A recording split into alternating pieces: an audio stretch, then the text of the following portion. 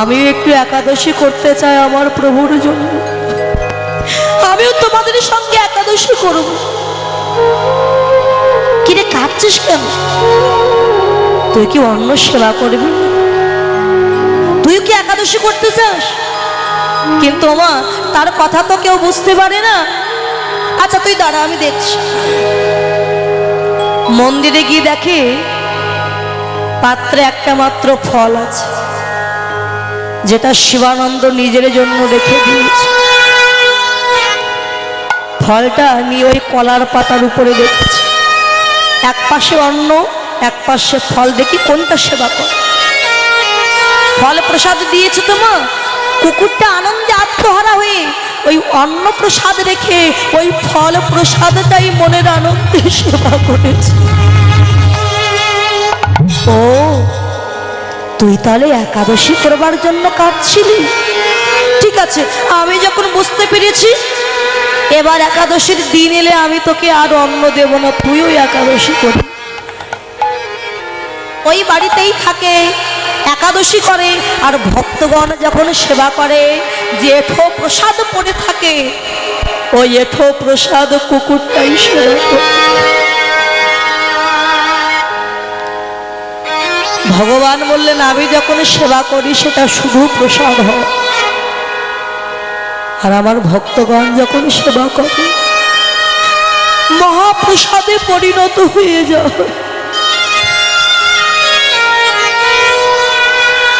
এমনি ভাবে কয়েকদিন চলে গেল। নবদ্বীপ থেকে ভক্তগণ সকলেই যাচ্ছেন পুরী ধামে জগন্নাথ দর্শন করতে। শিবানন্দ যাওয়ার জন্য পথে বাহির হয়েছে।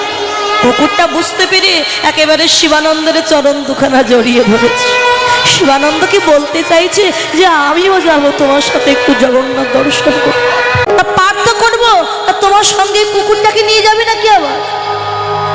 ভাই, ওই এতটা পথ আমার সাথে এসেছে, ওকে রেখে বলো আমি কি করে যাব?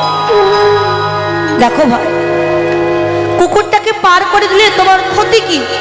বলছে দেখো, যদি কেউ জানে আমার নৌকায় কুকুর উঠেছিল, আমার নৌকায় আর কেউ উঠবে না। ঠিক আছে, তুমি যত মানুষকে পার করবে সবার ভাড়া না হয় আমি দিয়ে দেব, তুমি শুধু দয়া করে আমার কুকুরটাকে একটু পার করে দাও। আরেকটা শর্ত আছে। বলো কি শর্ত? ওপারে গিয়ে কুকুরটাকে নামিয়ে তুমি নিজে জল দিয়ে আমার নৌকাটা ধৌত করে পরিষ্কার করে দেবে। কেননা কেউ জানতে পারলে আমার নৌকায় আর উঠবে না। ঠিক আছে না? পার করে যখন ওপারে দিয়েছি, কুকুরটাকে নামিয়ে শিবানন্দ জল দিয়ে নৌকাটা ধৌত করে দিচ্ছে। বাবা, কুকুরটা দেখছে আজ আমার জন্য আমার প্রভুর এত কষ্ট, এত দুঃখ। যার কাছে যাই সেই তাকে অবহেলা করে, ঘৃণা করে। আমার জন্য তার এত কষ্ট। আমি থাকলে তার কষ্ট, আমি না থাকলে তো আর কোনো কষ্ট। এই আমি চলে যাচ্ছি। কুকুরটা কাঁদতে কাঁদতে চলে যাচ্ছে। মাঝি শিবানন্দকে ডেকে বলি, শিবানন্দ, ও শিবানন্দ, তুমি কার জন্য এত কষ্ট করছো গো? কেন ভাই? যে কুকুরটার জন্য তুমি আমাদেরকে ত্যাগ করলে, দেখো ওই কুকুরটাই পার হয়ে গিয়ে তোমাকে ছেড়ে কেমন চলে যাচ্ছে। দেখো। শিবানন্দ তাড়াতাড়ি করে উঠে দেখে সত্যি কুকুরটা চলে যাচ্ছে। মনে বড় কষ্ট পেল। যার জন্য আমি এত কিছু করলাম, আজ সেই আমায় ছেড়ে চলে গেল। ও যখন আমার চিন্তা করলো, আমি আর ওর চিন্তা করব? ও যা, চলে যা। শিবানন্দ কাঁদতে কাঁদতে একা একা যাচ্ছে। বাবা, সবার আগে, ভক্তদেরও আগে ওই কুকুরটা পৌঁছে গেল জগন্নাথ ধামে। কোথায় জানে? যেখানে স্বয়ং গৌর হল। ওই গরুরা ধস্তম্বে হাতখানা রেখে জগন্নাথের মূর্তি দর্শন করছে আর অঝর ঝরাই কাঁদছে। কেননা গৌরী তো জগন্নাথ, গৌর হলেন সচল জগন্নাথ আর মূর্তি হলেন অচল জগন্নাথ।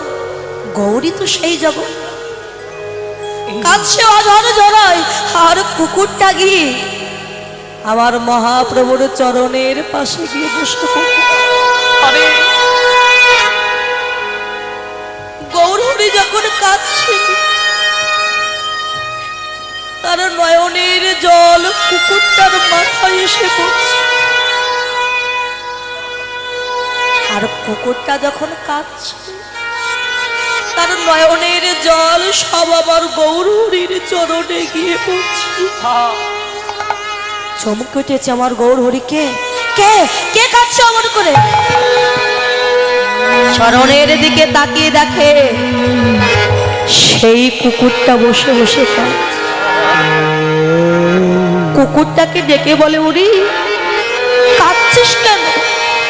তুইও এসেছিস জগন্নাথ দর্শন করতে, কাঁদিস না, একবার কৃষ্ণ বল, একবার কৃষ্ণ বল।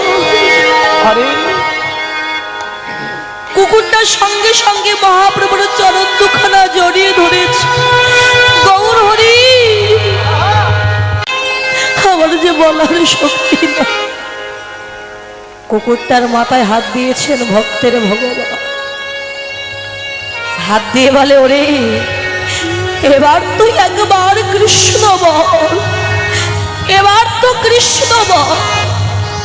মহাপ্রভুর কৃপায় ওই কুকুরটা নিজের ডাক ভুলে গিয়ে হা কৃষ্ণ, হরে কৃষ্ণ হরে কৃষ্ণ কৃষ্ণ কৃষ্ণ হরে হরে, হরে রাম রাম রাম হরে হরে।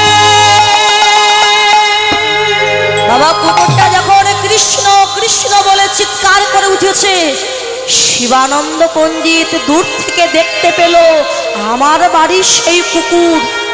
সে বলছে, কৃষ্ণ, গৌরহরি, এ আমি কি দেখছি? কুকুরেও কৃষ্ণ বলে? কুকুরে কৃষ্ণ বলে? একটা পশু, সে কিনা কৃষ্ণ বলছে। গৌরহরি বললেন, শিবানন্দ, তুমি কাকে পশু বলছো গো? ওকে পশু বলো না। তুমি কে জানো না, ভক্তি যার কৃষ্ণ তার, সর্বশাস্ত্রে কয় ভক্তি না থাকিলে কৃষ্ণ দেখিলেও কি হয়। শিবানন্দ, ও পশুকুলে জন্ম নিয়ে ওর যে আচরণ, একটা মানুষের মধ্যে সেই আচরণ। ও পশুকুলে জন্ম নিয়ে ভগবানকে চিনতে পেরেছে। আর আমরা অনেকে আছি মানব কুলে জন্ম নিয়ে একবার হা কৃষ্ণ বলে আমরা কোনোদিন কাঁদলাম। ওকে পশু বলো না, ও পরম ভক্ত। ওর দেহে যে ভক্তি, এই ভক্তি সাধারণ মানুষের দেহে না। যে তোমার বাড়িতে থেকে একাদশী করলো, বৈষ্ণবের প্রসাদ সেবা করলো, এত দূর ছুটে এসেছে জগন্নাথ দর্শন করতে, তুমি ওকে পশু বলো না, ও পরম ভক্ত। শিবানন্দ ছুটে গিয়ে কুকুরটাকে ডেকে বলে, ভক্ত রে, তুই আমায় ক্ষমা করে দি। তুই এতদিন আমার বাড়িতে ছিলি, কিন্তু আমি তোকে চিনতে পারিনি। শুনেছি ভক্ত সঙ্গ করলে নাকি মানব জন্ম ধন্য হয়ে যায়। ধন্য হয়ে যায়। আমার দেহে তো হলো না এমন কৃষ্ণ প্রেম ভক্তি, কেন আর দূরে দাঁড়ায় আছি? একবারে আয় ভক্ত, ভক্ত সঙ্গ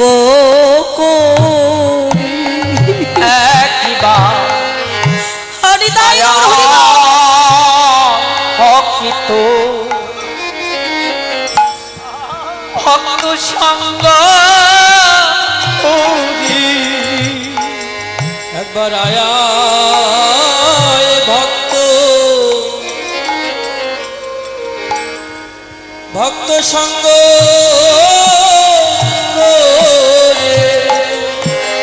আমি যে কত জন্মে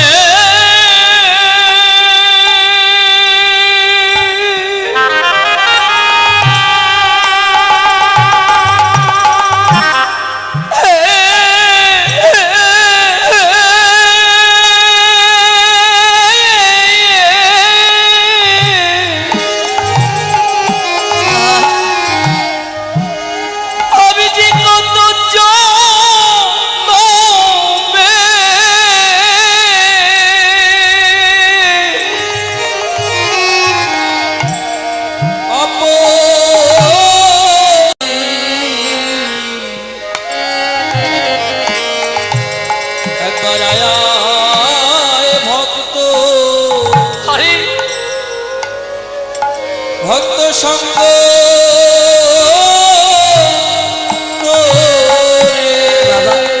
যার প্রেম ভক্তি না সে যদি ভক্ত কৃপা পেতে চায় ভক্তি পেতে চায় আগে ভক্তকে একবার বুকে জড়িয়ে ধরো কেন জানো ভক্তের হৃদয়ে আছে ভক্তি প্রেম ভক্তি তুমি যখন ভক্ত সঙ্গ করবে তখন ওই ভক্তের বক্ষ স্পর্শ করলে সে যদি কৃপা করে দেয় তোমার প্রেম ভক্তি তুমি ভক্তি পেয়ে যাও বাবা আজ এসেছি সবাই আমরা কার কখন ডাক আসবে কেউ বলতে পারে না তাই এসেছি যখন সামনের বছর হয়তো এই দিনটা অনেকের ভাগ্যে আসবে না হয়তো কীর্তনটা হবে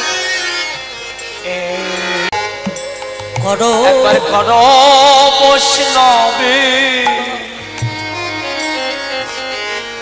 বৈষ্ণবের সঙ্গ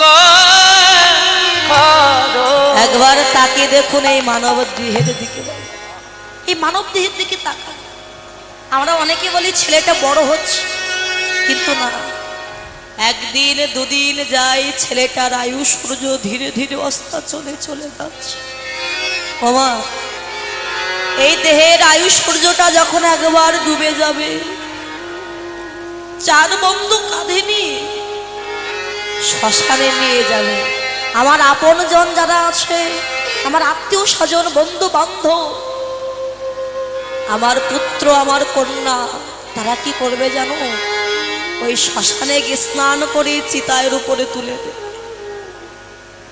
মুখে আগুন লাগিয়ে যখন চলে আসবে এই সোনার দেহটা পুড়িয়ে ছাই করে দেবে কিসের এত পুড়িয়ে ছাই হয়ে যাবে আগুনে সব শেষ হয়ে যাবে যখন চলে আসবে কি করবে জানো পশ্চাতে ঘুরে ওই মাটির কলসিটা ভেঙে দিয়ে চলে আসবে দুদিন কাঁদবে 10 দিন কাঁদবে তারপরে ভুলে যাবে এই মায়ার সংসার কেউ মনে রাখবে না এই মায়ার সংসারে তাই দেহের প্রতি অহংকার করছো ও তোর সোনার অঙ্গ চিতায় তুলে দি জ্বালবে আগুন খুঁচে খুঁচে মারবে বাড়ি হাড়ে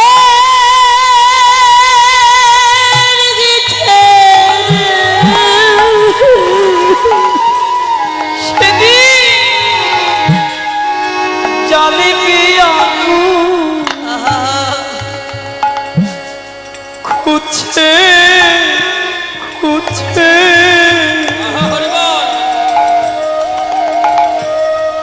মারবে বাড়ি হারে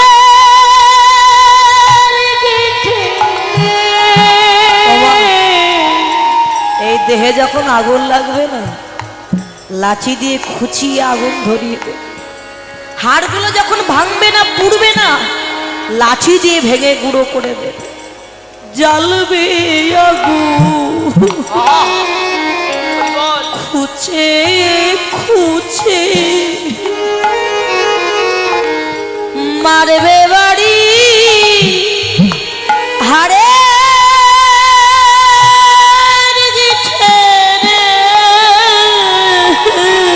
জ্বলবে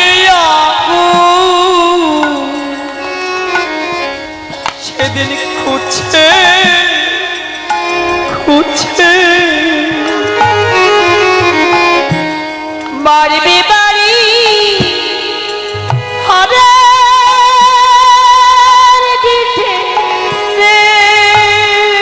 সেদিনে তোমার পিঠের চামড়া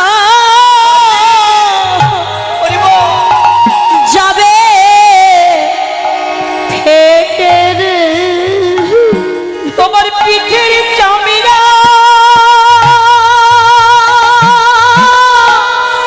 গোবিন্দ হৃদয় গো। যাবে ফেটে রে। সন্তান যদি মাটিতে পড়ে যায় কিংবা দেহে যদি কোনো আঘাত লাগে, পিতামাতা কি করে? সন্তানের গায়ে হাত বুলিয়ে দিয়ে বলে, বাবা তুই কেমন করে পড়লি বাবা, তোরও ব্যথা লাগেনি তো খোকা?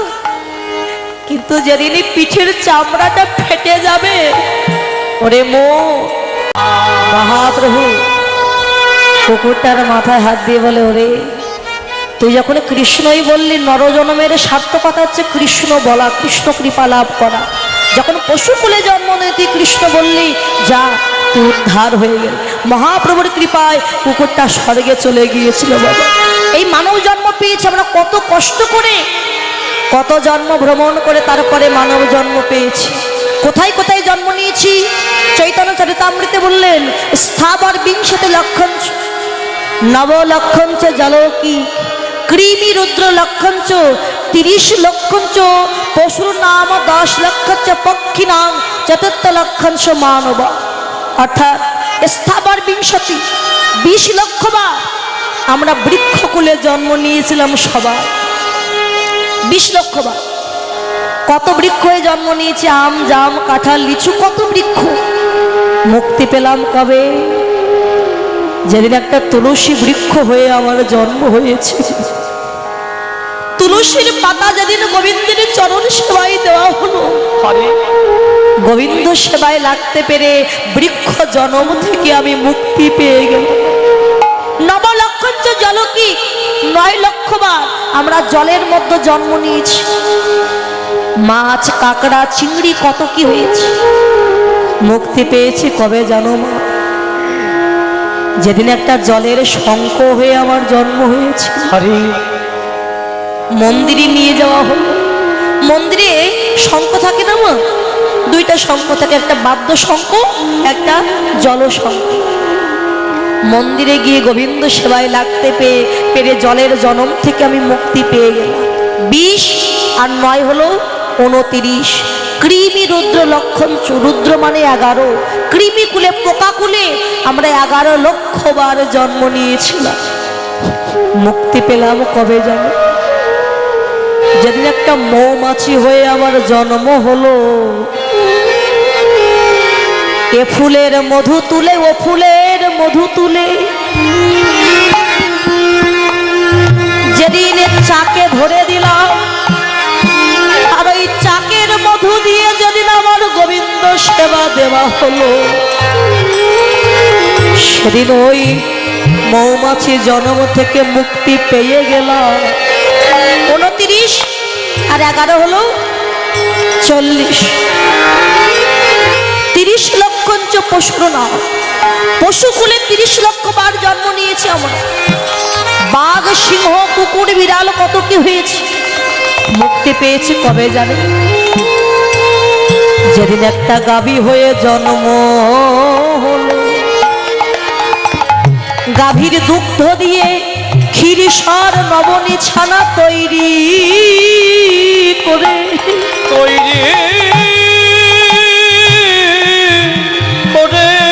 যেদিন আমার গোবিন্দ সেবায় দেওয়া হলো, গোবিন্দ সেবায় লাগতে পেরে ওই পশু জন্ম থেকে আমি মুক্তি পেয়ে গেলাম। হলো কত সত্য, 10 লক্ষ পক্ষী নাম।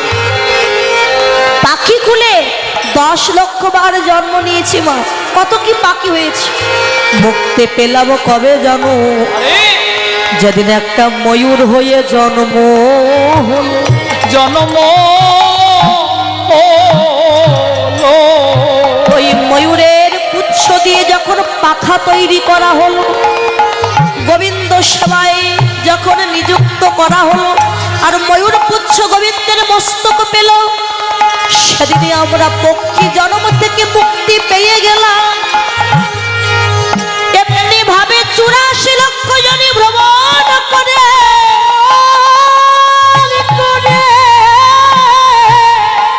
সাধের মানব জন্ম লাভ করলাম। কৃষ্ণ বলবার মতো বদন পেলাম, জ্ঞান পেলাম, বিবেক পেলাম, বৈরাগ্য পেলাম। কৃষ্ণ বলার মতো বদন পেয়ে কোনোদিনও হা কৃষ্ণ বলে কাঁদিলাম না কোনদিন কৃষ্ণ। রাধে রাধে।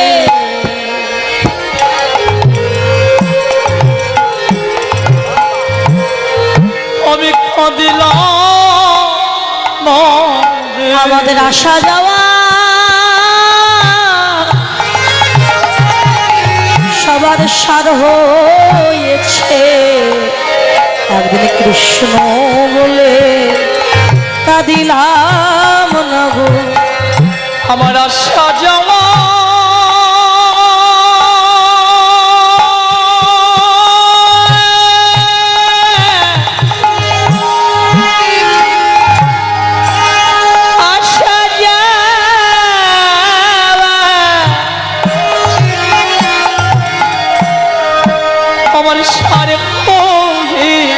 এভাবে আমি যেমনই এলাম তেমনই গেলাম। আমার আশা যেমন সবই হয়ে ভাবে যেমনি এলাম তেমনি গেলাম। আমার আশা যেমন সবই হয়েছে ভাবে যেমনি এলাম আমি তেমনি গেলাম। আমি আশা যাওয়া সারি হয়েছে, আমার যাওয়া আশা শুধু সারি হয়েছে। আমি যেমনি এলাম তেমনি গেলাম। আমার আশা যাওয়া সার হয়েছে, ও আমার বিফল হলো। আশা যাওয়া সারি হয়েছে, যেমন এলাম তেমনি গেলাম। আমার আশা আশা যাওয়া সারি হয়েছে। তাই তো ভক্তের ভগবান আজকে কলির জীবকে কৃপা করবার জন্য মধুমাখা কৃষ্ণ নাম নিয়ে এসে সবাইকে বিলাচ্ছেন আমার মহাপ্রভু। পারিষদ ভক্তগণকে সঙ্গে নিয়ে ওই সুরধুনী গঙ্গার কিনারায় খেলা খেলছে। সুরধুনীর তীরে আজ গৌর কিশোর সহচর গণ মেলি গোড়ায় আনন্দে বিভোর। ওরা খেলা খেলছে, কি খেলা গো? বিনোদ খেলা। আহা খেলা এ বিনোদ,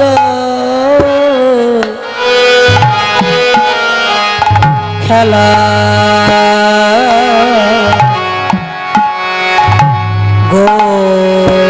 গৌরবন মালি খেলায়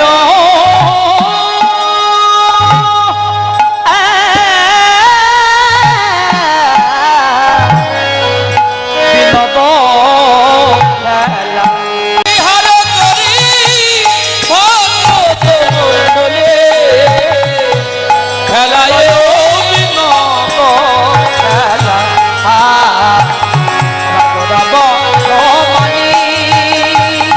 খেলায় বিনোদ খেলা। বিনোদ মানে কি মা? নতুন। তা গৌর হরি নতুন খেলা খেলছে, সেই খেলাটা হচ্ছে হরি নামের খেলা।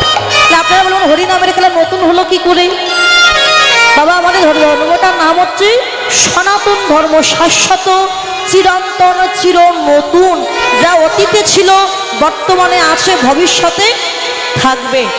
প্রভু ছিলেন, আছেন, থাকবেন। আমরা প্রমাণ পাই যে গৌর হরি আজ থেকে 540 বছর আগে এসেছে। তাহলে শ্রীমদ্ ভগবত বললেন মহাপ্রভু সমুদ্র অতল গর্ভে প্রবেশ করেছিলেন।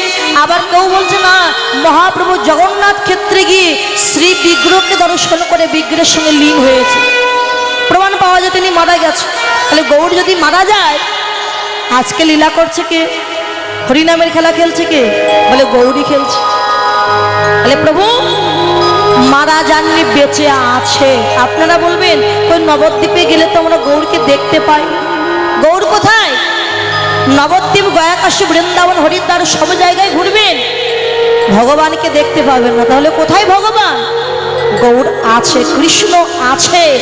যা আছে বিশ্ব ব্রহ্মাণ্ডে আছে এই দেহভাব। দেহের মধ্যে বিন্দু রূপে আছে কৃষ্ণ ধন রে। ও মা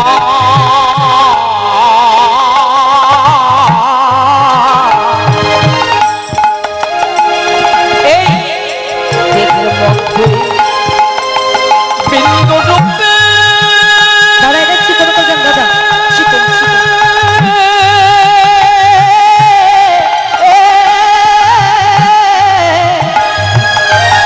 তোমার আছে কৃষ্ণ ধন রে।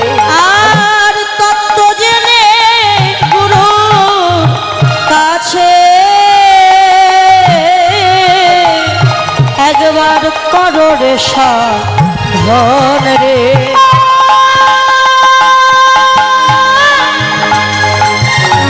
তত্ত্ব জেনে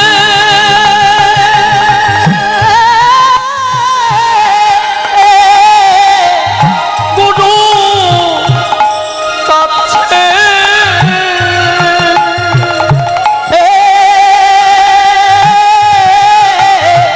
তুমি করো রে সাধন রে।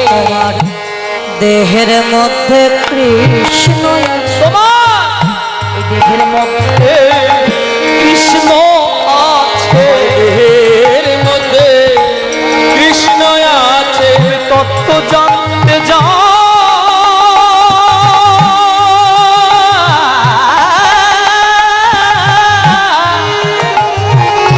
তুমি তত্ত্ব জানতে যাও দয়া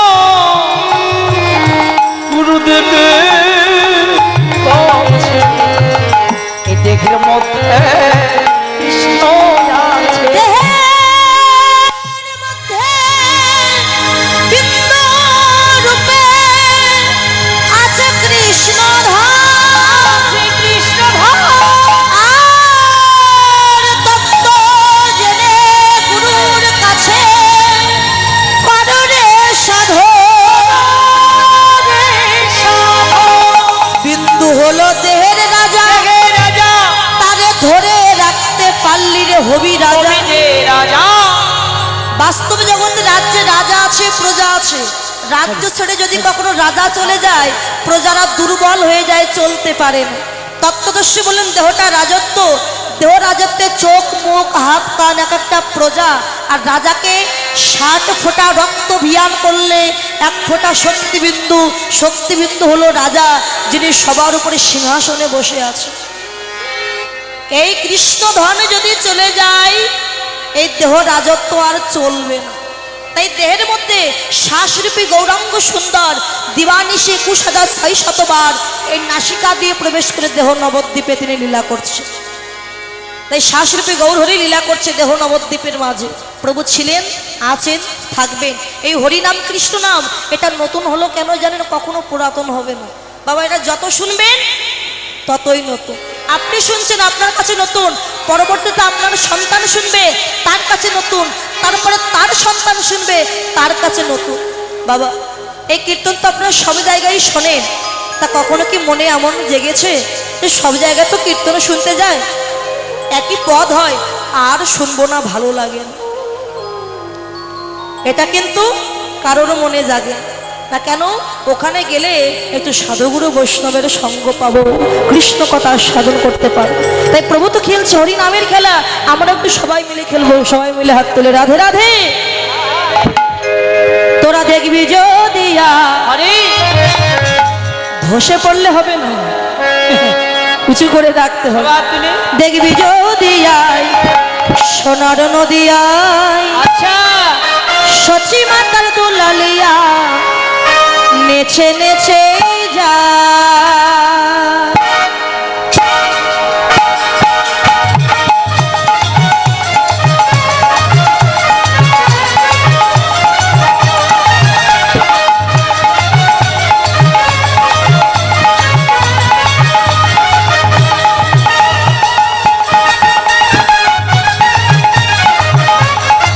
সবাই সবাই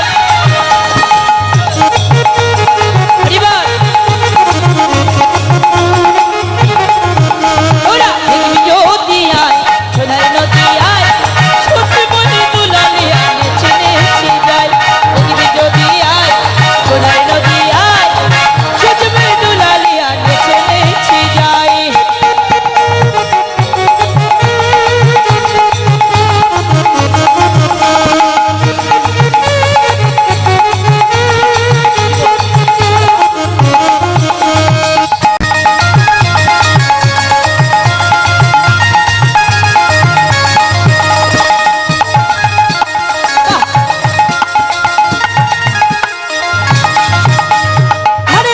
হরে কৃষ্ণ কৃষ্ণ কৃষ্ণ হরে হরে হরে রাম রাম রাম হরে হরে। আমি গাইবো না বাজাবে না? আমি এদিকে গাইবো না যাবো বলে সবাই তো গাইছিল, তাহলে আমরা বাজাবো কেমন? সবাই মিলে হাত তুলে আগে যন্ত্র বাজবে না, সবাই আগে মুখে বলবো কেমন? হরে কৃষ্ণ কৃষ্ণ কৃষ্ণ হরে হরে হরে রাম রাম রাম হরে হরে। কৃষ্ণ হরে কৃষ্ণ কৃষ্ণ কৃষ্ণ হরে হরে হরে রাম রাম রাম। আর একটু জোর লাগবে। গাইবো না, আমি গাইবো না। হরি বল না বললে কিন্তু পরবর্তী জন্মে ভগবান আর বলার মতো বদন দেবে না, ব্যাং হয়ে জন্ম নিতে হবে তখন। ব্যায়াম হতে চাই না, হ্যাঁ। আমি বলবো হরে কৃষ্ণ কৃষ্ণ কৃষ্ণ হরে হরে হরে রাম রাম রাম হরে। সবাই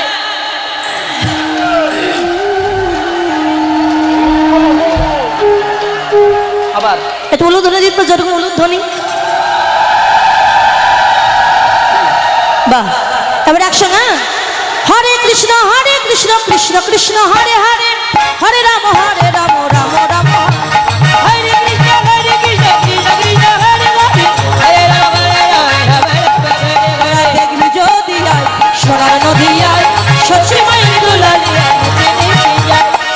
যদি আয় সত্যি মনে দুলালিয়া নেচে নেচে যায়। যদি আয় যদি আয় সত্যি মায়ের দুলালিয়া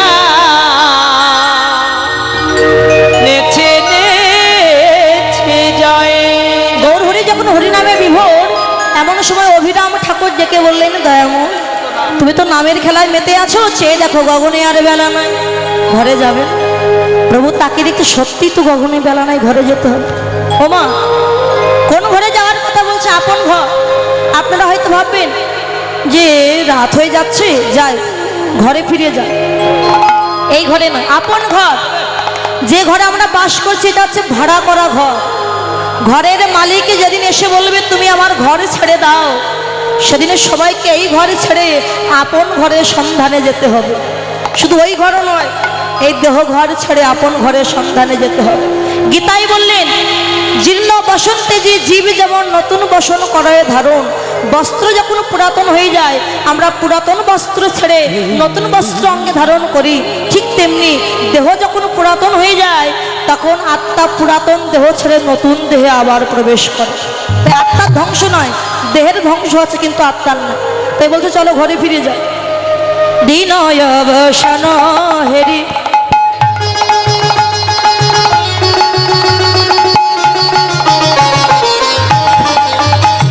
আর গৃহেতে চলিলা।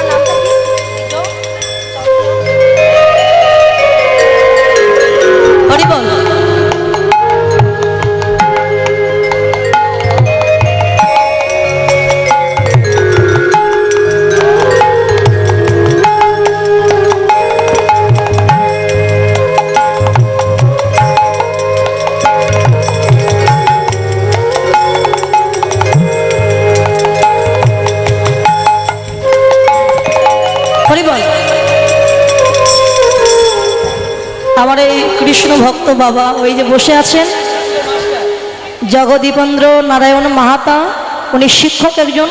উনি প্রশ্ন করেছেন যে তুমি কার প্রেরণায় কীর্তন জগতে এসেছো, কত বছর এই জগতে আছো? বড় বাসনা মনে। তো আমি শিক্ষাগুরু, আমার কীর্তন শেখা ভারত থেকে। আমার গুরুদেবের বাড়ি হচ্ছে বসিরহাট সন্দেশখালী। সন্দেশখালী আমার গুরুদেবের নাম শ্রী নবকুমার দাস। ওখানে 4 বছর ছিলাম আমি। তো আমার কীর্তনের বয়স প্রায় 10 বছর হয়ে গেছে। 10 বছর হয়ে গেছে আমার কীর্তন জগতে আসা। আমার বাবা, এই যে আমার বাবা বসে আছেন, আমার বাবা, ঠাকুমা আর আমার মা, মানে আমার পরিবারের ইচ্ছায় কীর্তন জগতে আসা।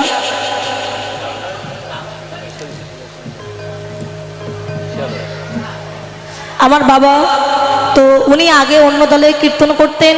তো মনে বাসনা ছিল যে নিজের পরিবারের নিজের মেয়ে একজন কীর্তন শেখায়, যাতে কৃষ্ণ ধর্মপথে এগিয়ে যেতে পারে।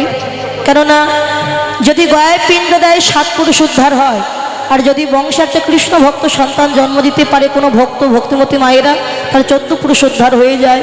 তো বাবা মায়ের তো ইচ্ছা হয় যে সন্তান একটু কৃষ্ণ ভজন পথে যায়। কিন্তু আমরা অনেকে আছে কি বলি, দাদা জানো আমার ছেলেটা লেখাপড়া শিখে বড় চাকরি পেয়েছে, অনেক টাকা ইনকাম করছে, ইঞ্জিনিয়ার হয়েছে। কেউ বলে আমার ছেলেটা স্কুলের মাস্টার মশাই হয়েছে, কেউ বলে আমার ছেলেটা ডাক্তার হয়েছে। কিন্তু কোনো বাবা মা কি বলতে পারে যে আমার সন্তানটা কৃষ্ণ ভক্ত হয়েছে? তো বাবা মা পরিবারের ইচ্ছায় কীর্তন জগতে আসা। তো আপনারা সকলে আশীর্বাদ করবেন, এমনিভাবে কীর্তন করে যেন ভক্তদের আনন্দ দিতে পারি, সাধুগুরু বৈষ্ণবের কৃপা লাভ করতে পারি। আপনারা সকলে শুধু একটু আশীর্বাদ করবেন, আর কিছু চাই না। আশীর্বাদ করে যেন আমি আরও বড় হতে পারি, আরও কীর্তন ধর্মপথে যেন এগিয়ে যেতে পারি, কীর্তনটা যেন আরও ভালো করে করতে পারি। সকলে আশীর্বাদ করবে। নিতাই গৌর হরি বল, হরি বল।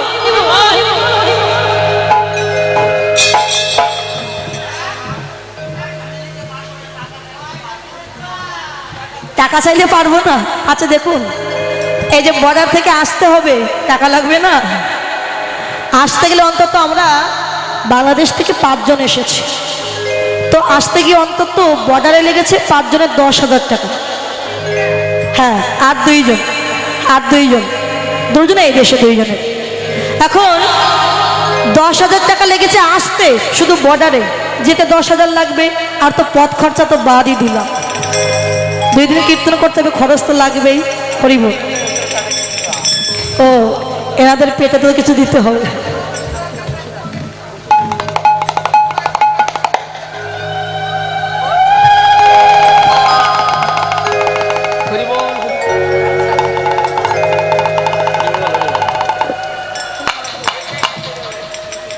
রাধা রানী কি জয়।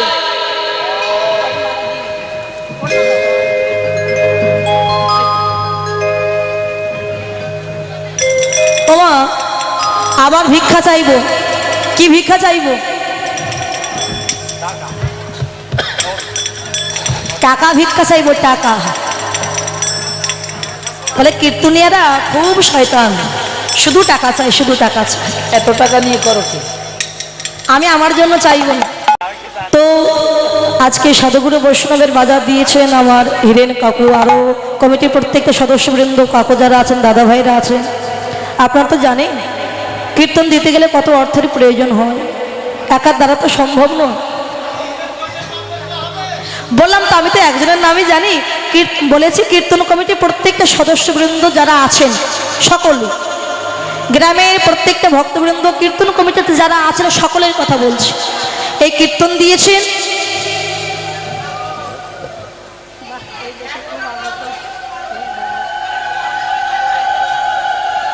নিতাই গৌর হরি বল, হরি বল, হরি বল, হরি বল, হরি বল। জীবন বেরিয়ে যায় রে, জীবন বেরিয়ে যায়।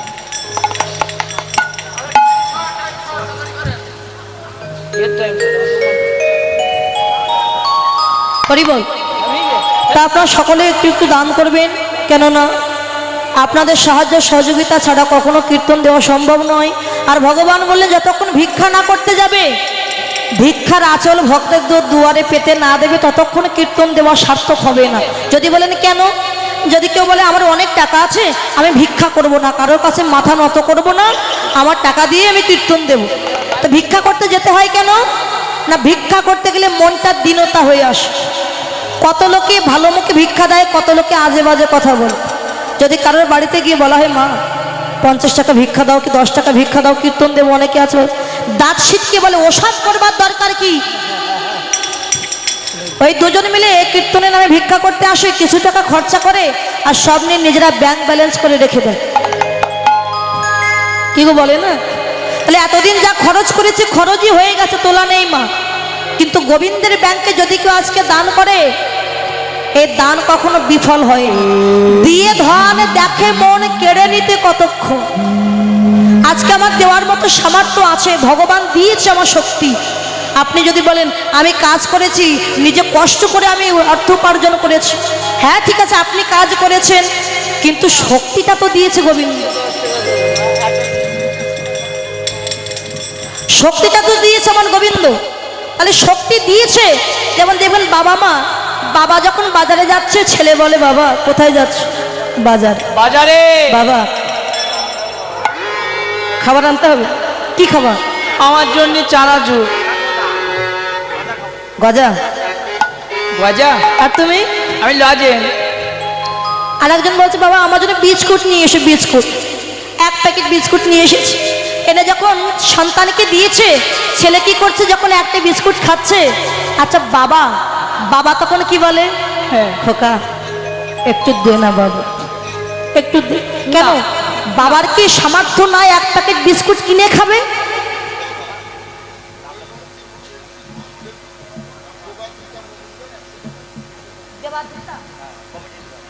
দেবাদ্রিতা মজুমদার কীর্তন কমিটির বাবুদের 100 টাকা দান করেছেন। আশীর্বাদ করি ভগবান তাকে যেন ভালো রাখে, সুস্থ রাখে, তাকে যেন দীর্ঘায়ু দান করে, কৃষ্ণ ভজন পথে যেন এগিয়ে যেতে পারে, লেখাপড়া শিখে যেন পিতা মাতার মুখ উজ্জ্বল করতে পারে। নিতাই গৌর হরি বল, হরি বল, হরি বল।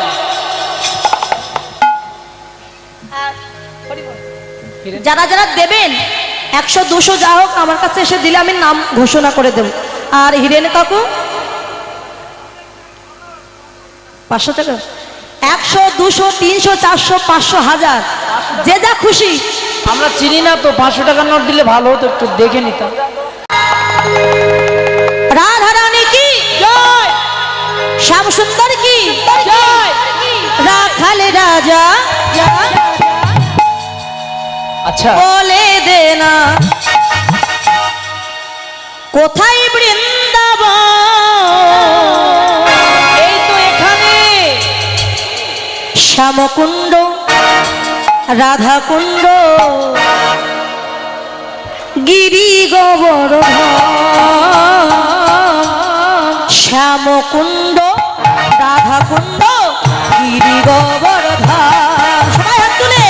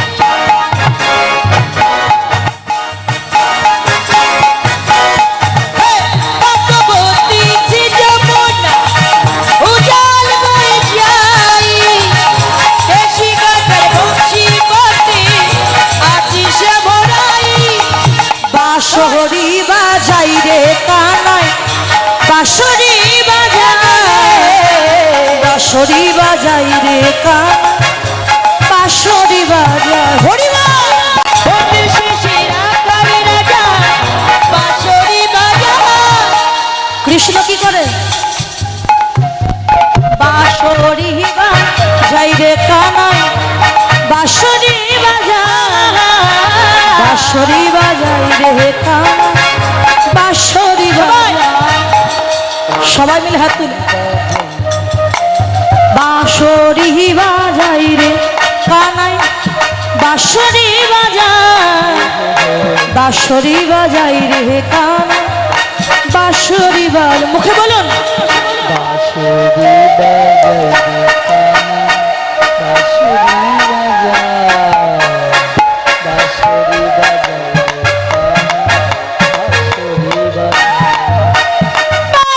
রে কানাই বাঁশরি বাজাই বাঁশরি বাজাই রে কানাই বাঁশরি বাজাই বাঁশরি বাজাই রে কানাই বাঁশরি বাজাই বাঁশরি বাজাই রে কানাই বাঁশরি বাজাই। রাখালি রাজা বলে দিন কোথায় বৃন্দাবন শ্যামকুণ্ড রাধাকুণ্ড গিরি গোবর্ধন শ্যামকুণ্ড রাধাকুণ্ড গিরি গোবর্ধন শ্যামকুণ্ড রাধাকুণ্ড গিরি গোবর্ধন শ্যামকুণ্ড রাধাকুণ্ড গিরি গোবর্ধন। বলি রাধারানী কি জয় জয় বৃন্দাবন বিলাসিনী কি জয় জয় ধ্বনি কি জয় বৃন্দাবন কি জয় ভক্তমণ্ডলী কি জয় শ্যামসুন্দর কি জয় কমিটি বৃন্দ কি জয় আপন আপন গুরু গোসাই কি জয় জয় রাধে জয় রাধেশ রাধে শ্যাম।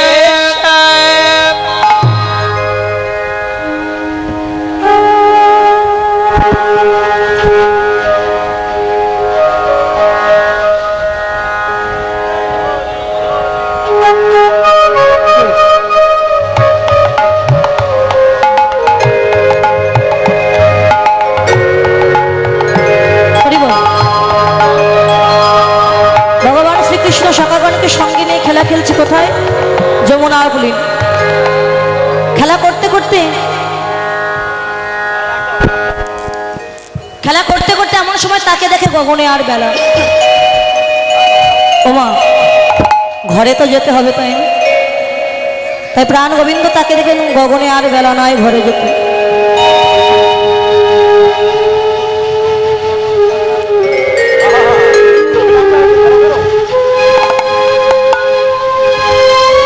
জয় রাধে। তা গোবিন্দ শ্রীরামকে ডাক দিয়েছে শ্রীরাম এই শ্রীরাম সে দেখ গগনে আর বেলা মরম সখারে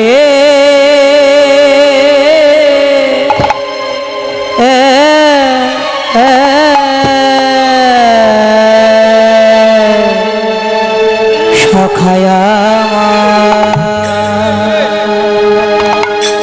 ওই